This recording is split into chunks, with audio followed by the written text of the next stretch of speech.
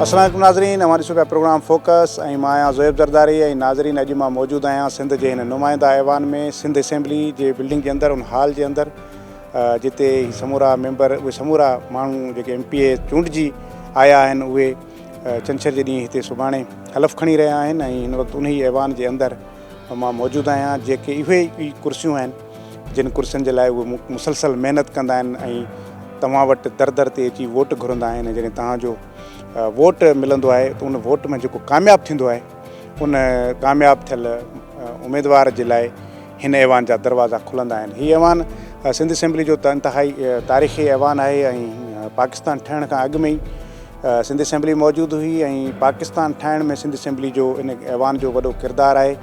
पाकिस्तान ठाहिण जी पहिरीं करारदाद हिन असेंबली मां पास कई वई हुई ऐं उन खां पोइ ई उन करारदाद जी रोशनी में ई पाकिस्तान वजूद में आयो। ऐं उन तारीख़ खां जॾहिं खां सिंध असेंबली जी शुरूआति थी आहे त हाणे हीअ जेका असेंबली जंहिंजी शुरूआति सुभाणे खां थी रही आहे, इहा तारीख़ जी 16वीं असेंबली हूंदी ऐं जॾहिं त पाकिस्तान ठहण खां पोइ इहा 12वीं असेंबली हूंदी जेका सुभाणे जी शुरूआति थी रही आहे। ऐं उन सां गॾोगॾु हीअ मुसलसल तारीख़ जी हाणे जेका हीअ चौथीं थी चुकी हुई, 4 मुकमल थियूं आहिनि। हाणे हीअ 5वीं असेंबली जी शुरूआति थी रही आहे जिन पंहिंजो मुद्दो पूरो कयो आहे। उनखां पहिरीं हमेशह इहो थींदो रहियो त का असेंबली 2 साल, त का 2.5 साल, का 1.5 साल ताईं हलंदी रही। पर हाणे मुसलसल जेके 4 इलेक्शन्स पोयां गुज़रियूं आहिनि, उन में समूरनि असेंबलियुनि जेको आहे सो पंहिंजो मुद्दो पूरो कयो आहे ऐं हिन भेरे ही 5हों दफ़ो आहे। त असां अॼु इन ऐवान में मौजूदु आहियूं ऐं हिते असां अॼु तव्हांखे ॿुधाईंदासीं त कहिड़े नमूने सां तयारियूं हली रहियूं आहिनि। काफ़ी महीननि जी विथी खां पोइ अॼु हिन ऐवान खे खोलियो वियो आहे, हिन जी सफ़ाई सुथराई थी आहे ऐं हिन में इंतिज़ाम जेके आहिनि से उहे तक़रीबन मुकमल थी चुका आहिनि। ऐं हीअ तक़रीबन 168 मेंबर जेके आहिनि मख़सूस सीटूं मिलाए उन्हनि जो ऐवान आहे। 130 आम सीटूं आहिनि ऐं उहे आम मेंबर जेके आहिनि चूंडिजी अचनि था ऐं मख़सूस सीटूं मिलाए करे सिंध असेंबली 168 मेंबरनि ते ॿधलु आहे। ऐं मौजूदा इलेक्शन जे नतीजनि खे पाण ॾिसंदासीं त पाकिस्तान पीपल्स पार्टी जेका आहे उहा सभ खां वधीक सीटूं हिते हासिलु करे वाज़े नमूने सां अक्सरियत माणे चुकी आहे। ऐं ज़ाहिर आहे सुभाणे हिकु भेरो ॿीहर तारीख़ में हिते चौथीं भेरो जेको आहे सो पीपल्स पार्टी जा जेके हुकूमत जा सां लाॻापियल जेके MPAs आहिनि उहे साॻी हुकूमती बेंचुनि ते वेंदा ऐं MQM ऐं GDS समेत जेके ॿियूं पार्टियूं आहिनि उहे वरी हिकु भेरो ॿीहर अपोज़िशन जी सीटुनि ते वेंदा। हिन वक़्तु जिते मां मौजूदु आहियां, हिन पासे हीअ जेके मुंहिंजे खाॿे पासे ते हीअ समूरो जेको हिसो आहे इहो हुकूमती मेंबरनि जो आहे ऐं हीअ हिसो जेको आहे उहो अपोज़िशन जे मेंबरनि जो आहे। ऐं हिते हीअ जेके 2 कुर्सियूं जेके मुंहिंजे हिन पासे तव्हां ॾिसी रहिया हुआ, हीअ उहा कुर्सी आहे जंहिं ते सिंध जो वॾो वज़ीर वेहंदो आहे ऐं जंहिंखे हीअ ऐवान पंहिंजो क़ाइद चूंडींदो आहे, जेको हिन ऐवान मां सभ खां वधीक वोट वठी ईंदो आहे, पोइ उहा कुर्सी जेका उन जे नसीब में ईंदी आहे ऐं उहो हिन कुर्सी ते वेहंदो आहे।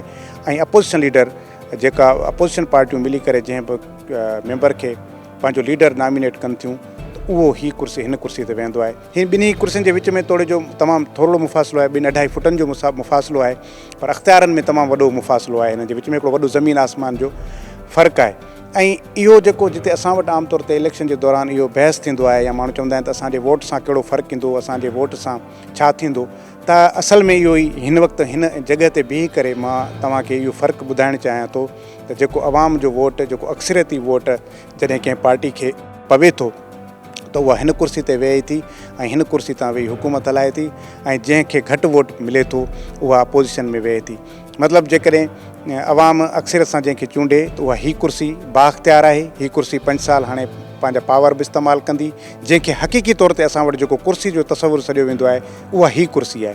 ॿियूं बि कुर्सियूं हिते ऐवान में लॻल आहिनि, पर हीअ कुर्सी सभ खां वधीक बाअसर कुर्सी आहे छाकाणि थी सूबे जे चीफ एग्ज़ीक्यूटिव जी कुर्सी आहे। ऐं उनजे बिल्कुलु ई जेका बराबरि में जेका हीअ कुर्सी आहे हीअ अपोज़िशन लीडर जी आहे। त अपोज़िशन लीडर जेको सॼी अपोज़िशन खे लीड कंदो, अपोज़िशन जा एहतजाज, अपोज़िशन जा जेके एतिराज़, उन जा जेके मामला आहिनि उहे उथारींदो ऐं वरी हिन पासे जेको आहे उहे हुकूमती मेंबर उनजो जवाबु ॾींदा। हीअ पहिरियां जेके 2 कतारूं आहिनि इहे मिनिस्टर्स जे लाइ हूंदियूं आहिनि ऐं इन में पहिरीं ऐं ॿीं रो में जेके आहिनि से हिते वॾो वज़ीर ऐं बाक़ी ॿिया वज़ीर वेहंदा आहिनि। उनखां पोइ वरी जेके हुकूमती मेंबर हूंदा आहिनि इहे पोयां उन्हनि जूं सीटूं आहिनि। हिन पासे जेको आहे इहो हिते अपोज़िशन लीडर वेहंदो ऐं बाक़ी जेके आहिनि उहे अपोज़िशन सां लाॻापियल मेंबर हूंदा। हिन पासे मथे खां गैलरी आहे जेका जंहिंमें ऑफिसर्स वग़ैरह इहे जेके उहे वेहंदा आहिनि ऐं हेॾां वरी ॿिया जेके VIP गेस्ट जेके हूंदा आहिनि उन्हनि जे वेहण जी गैलरी ठहियलु आहे ऐं मथे जेका आहे उहा जेके ॿिया आम विज़िटर्स हूंदा आहिनि, ॿिया आम गेस्ट हूंदा आहिनि, उन्हनि जे लाइ जेको आहे सो इहा जोड़ियल आहे। त अॼु पाण हिते मौजूदु आहियूं, तक़रीबन तयारियूं मुकमल आहिनि हिते ऐं सुभाणे हिते इजलास थींदो ऐं स्पीकर सिराज दुरानी, छाकाणि त अञा ताईं बि स्पीकर आहे, उहो जेसिताईं नई असेंबली न ईंदी आहे त उहो स्पीकर मौजूदु रहंदो आहे, त उहो सुभाणे उनजी सदारत हेठि इजलास थींदो ऐं समूरा मेंबर जेके आहिनि उहे हितां हलफ़ खणंदा ऐं हिकु भेरो ॿीहर हिन वक़्त ताईं जेके वाज़े थी चुको आहे त मुराद अली शाह ई हिन कुर्सी ते वेहण वारो आहे ऐं हिकु भेरो ॿीहर हो हिन कुर्सी ते वेही सूबे जूं वाॻूं संभालींदो ऐं अञा अपोज़िशन जे तरफ़ां बाज़ाब्ता तौर ते को इहो नालो साम्हूं न आयो आहे त अपोज़िशन लीडर केरु हूंदो, पर बहरहाल इहा हिकिड़ी जमहूरी हिसाब सां ख़ुशी जी ॻाल्हि आहे त हीअ जमहूरियत जो अलमबरदार आहे हीअ ऐवान ऐं हीअ ऐवान जमहूरियत जो सभ खां वधीक सुप्रीम इदारो आहे, त उहो हिकु भेरो ॿीहर सुभाणे खां पंहिंजे वरी नए मुदे जो आगाज़ करण वारो आहे। त इन ई मामले ते अॼोके प्रोग्राम में असां गुफ़्तगू कंदासीं ऐं कुझु इन जे हवाले सां त हिन ऐवान जी तारीख़ छा रही आहे क़ानून साज़ी जे हवाले सां ऐं हिन इदारे जो कमु क़ानून साज़ी करणु आहे, मुल्की मामलनि ते, सिंध जे मामलनि ते बहस मुबाहिसा करणु आहे, का हिकमत अमली जोड़णु आहे ऐं बहितर खां बहितर क़ानून साज़ी करणु आहे। त उन में हीउ इदारो हिन वक़्त ताईं केतिरो कामयाबु वियो आहे ऐं अञा वधीक हिन जी परफॉर्मेंस बहितर करण जे लाइ केतिरी जेका आहे हिन में ज़रूरत आहे, इन ते वरी प्रोग्राम में पाण गुफ़्तगू कयूं।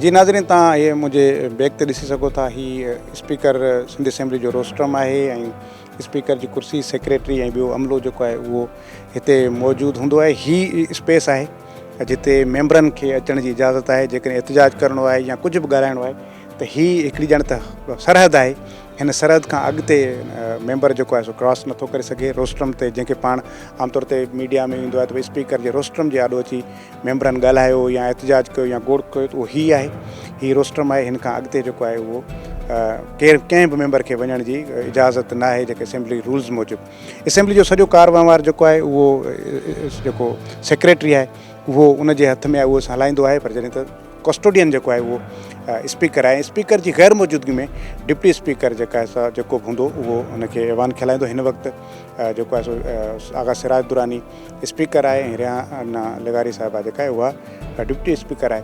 त हिन जी कार्रवाई कीअं हूंदी, हिन ते असां ॻाल्हि ॿोल कंदासीं। शबीर लाशारी असांजो चीफ रिपोर्टर आहे, पार्लियामानी रिपोर्टर बि आहे ऐं हिते वॾे अरसे खां असेंबली खे कवर बि करे पियो, त उन सां ॻाल्हि ॿोल कंदासीं। पहिरियां त मूंखे शबीर ॿुधायो त कीअं पिया ॾिसो हिन ऐवान खे, त 168 जो ऐवान आहे, सुभाणे अंदाज़ो छा आहे, केतिरा मेंबर हलफ़ खणनि पिया?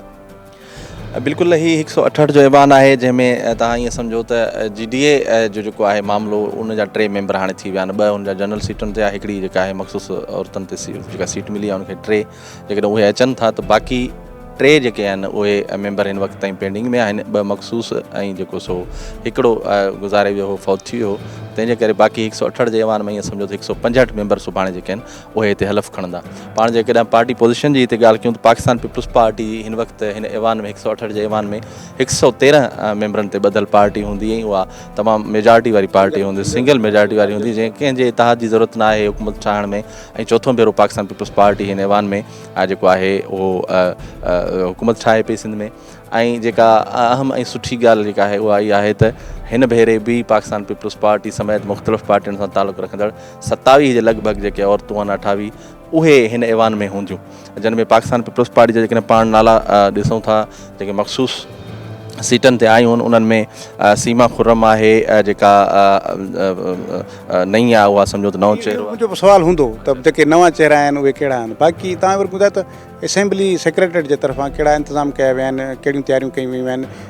हिकु दफ़ो ऐवान जी सफ़ाई सुथराई त नज़र अचे पई त सॼो कुझु तयारियूं हेॾां बि आहिनि, छाकाणि त असल में त हाणे उहे महिमान हूंदा 5 सालनि जे लाइ मेज़बान, त वरी बि असेंबली सेक्रेटरीट आहे, उन्हनि छा तयारियूं कयूं आहिनि सुभाणे जे लाइ? बिल्कुलु हर भेरे जी भेट में हिन भेरे सिक्योरिटी जा इंतज़ाम इंतिहाई सख़्तु कया विया आहिनि। ख़ासि तौर ते जेके विज़िटर्स आहिनि उन्हनि ते ईअं सम्झो त पाबंदी आहे। न त हूअं थींदो ईअं आहे त जॾहिं बि पहिरियों इजलास थींदो आहे चूंडनि खां पोइ त हर MP घटि में घटि 10-15 माण्हू पाण सां गॾाए ईंदो आहे। पोइ हिते नारा बि लॻंदा आहिनि, हिमायती हिक ॿिए जा हूंदा आहिनि। हिकिड़ो अजीब माना माहौल ॾाढो ज़बरदस्त हूंदो आहे, ज़ाहिर आहे जमहूरियत आहे। पर हिन भेरे कुझु सिक्योरिटी थ्रेट्स आहिनि, कुझु मामला आहिनि जंहिंजे करे विज़िटर्स जेके आहिनि उहे सफ़ा घटाया विया आहिनि। माना हिकिड़े MP खे चयो वियो आहे त उहे सिर्फ़ु 2 माण्हू पाण सां गॾु आणे सघनि था।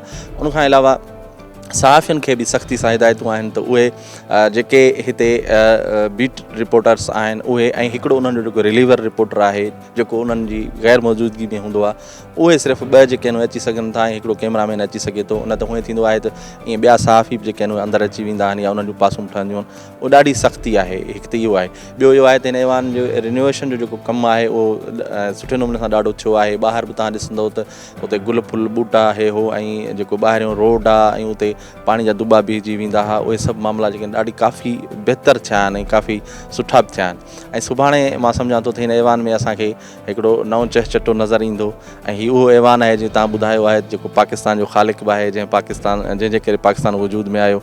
ऐं हिन ऐवान जी तमामु वॾी ॻाल्हि इहा आहे, सुठी ॻाल्हि इहा तव्हां ॾिसी सघो था त मथां लिखियो पियो आहे साईं सदाईं करीम थे सिंध सुकार दोस्त मिठा दिलदार आलम सब आबाद करी। जेकॾहिं हिन ऐवान जी अहमियत ते पाण ॻाल्हाईंदासीं त हीउ उहो ई ऐवान आहे जेको हिन सूबे जे सरकारी मुलाज़िमनि जी जेका डेली वेजिस आहे या जेका घटि में घटि उजरत आहे उहा हिते उन्हनि जा फ़ैसिला थियनि था।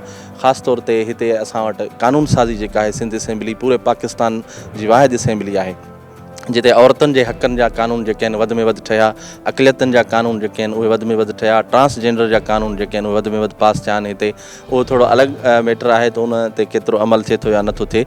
सहाफ़ियुनि जे हक़नि जा कानून हिते पास थिया।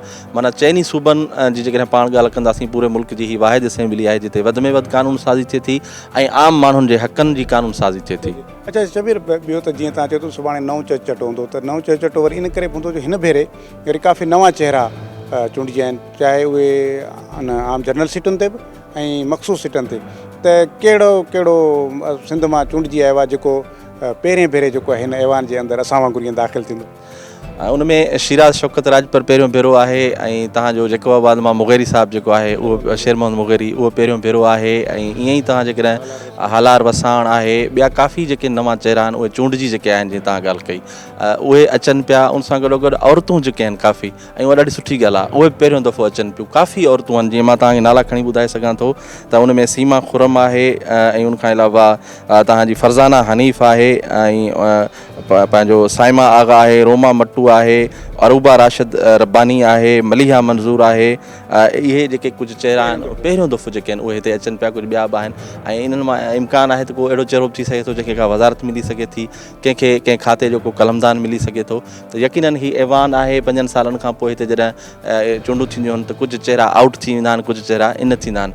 ईअं ई हिन दफ़े बि काफ़ी चहिरा जेके आहिनि उहे इन थी रहिया। अच्छा, हू कहिड़े हिन जूं त हर दफ़े पाण तक़रीबन साल ते न त वरी जेकॾहिं 5 साल पूरा थींदा आहिनि त पोइ हिन जूं यादूं मीडिया ते वेंदियूं आहिनि, हीअं बि थियो, हेतिरा कानून पास थिया, हिन दफ़े हिन मामले में गर्मा गर्मी रही, हिन दफ़े हिते माना उन खां हटी करे हिन ऐवान में भोग चर्चा बि ॾाढा थींदा आहिनि।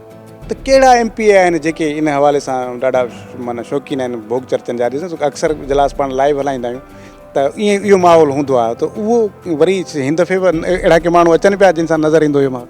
जी बिल्कुलु। हिते भोग चर्चनि जे हवाले सां सम्झो त उनजो जेको मास्टर रहियो आहे उहो स्पीकर साहिबु पाण ई रहियो आहे ऐं उहो हिते वेही मेंबरनि सां काफ़ी भोग चर्चा कंदो आहे उन्हनि जा मूड मटाइण जे लाइ।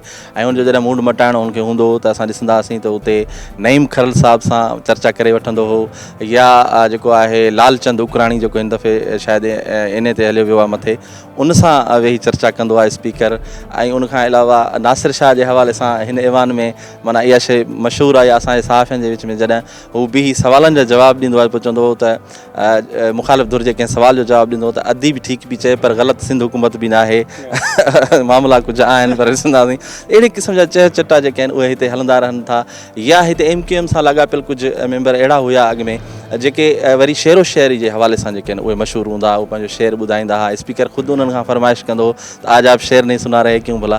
त ईअं माना ऐवान न त हुए त बोरियत बि थींदी आहे, हिक ॿिए जे ख़िलाफ़ु नारेबाज़ियूं बि थींदियूं आहिनि। उन सां गॾोगॾु स्पीकर जी इहा कोशिशि बि हिते रही आहे त भला भोग चर्चा बि हलंदा रहनि त हीउ टाइम जेको आहे उहो सुठे नमूने सां पास थिए। ठीकु आहे, वरी महिरबानी।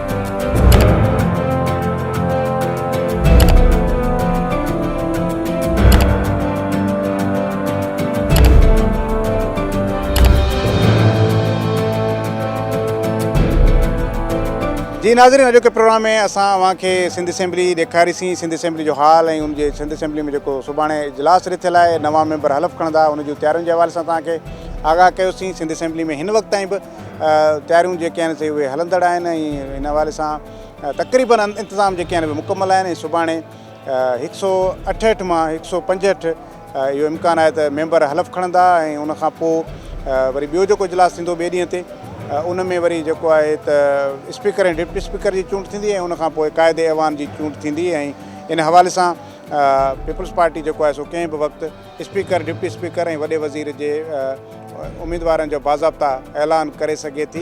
ऐं हीअ ईअं ई तारीख़ी ऐवान आहे, 1937 खां असेंबली हलंदड़ आहे ऐं हिन वक़्त ताईं हले थी पई ऐं पंहिंजी हिकिड़ी तारीख़ी हैसियत बि रखे थी।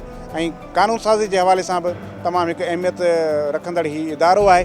सुभाणे खां बाज़ाब्ता तौर ते हे जेका आहे सा 16वीं असेंबली शुरू थियण पई वञे ऐं इहा असेंबली असांजी दुआ आहे त पंहिंजा 5 साल पूरा करे, छाकाणि त जमहूरियत जो तसलसुल बरक़रार रहणु खपे। पर हिन वक़्तु तोड़े जो हिन भेरे काफ़ी नवां चहिरा बि अची रहिया आहिनि, पर उनजे बावजूदि जेके काफ़ी अहिड़ा चहिरा बि आहिनि जेके काफ़ी भेरा 2, 4, 5 भेरा बि हिते चूंडिजी अची रहिया आहिनि, त उन्हनि जे मथां सभिनि जे मथां ज़िम्मेवारी थिए थी त हुन ऐवान में जॾहिं अचनि था, अवाम जो एतमाद खणी अचनि था, अवाम जी उमीदुनि सां अचनि था, अवाम खे जेके वाइदा वचन करे अचनि था उन्हनि खे पालण जे लाइ अचनि था।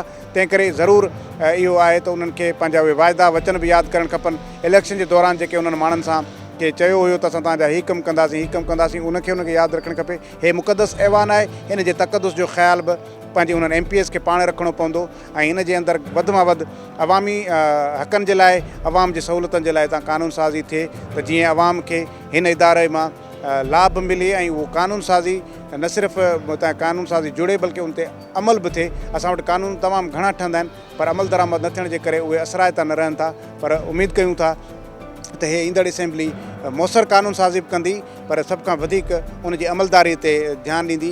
ऐं नई जेका हुकूमत जेका 1 ॿिनि ॾींहंनि खां पोइ वजूद में अचण वारी आहे, उहा बि हिकिड़े नए मैंडेट सां अची रही आहे, वधीक मैंडेट सां अची रही आहे। त उहा ईंदड़ 5 सालनि में अवाम जे उन उमीदुनि ते कीअं पूरो लहे थी, इहो हुननि जे लाइ ज़रूरु वॾो चैलेंज आहे। अवाम खे हिन इदारे सां वॾियूं उमीदूं आहिनि, हिन इदारे मां तमामु घणियूं उन्हनि खे जेके आहिनि से उमीदूं आहिनि, त उनजे करे हिन इदारे जी बि ज़िम्मेवारी थिए थी त उहो वधि खां वधि अवाम जे उमीदुनि ते पूरो लहे। अॼोके प्रोग्राम में एतिरो ई, ॾींदा इजाज़त, अला भाई।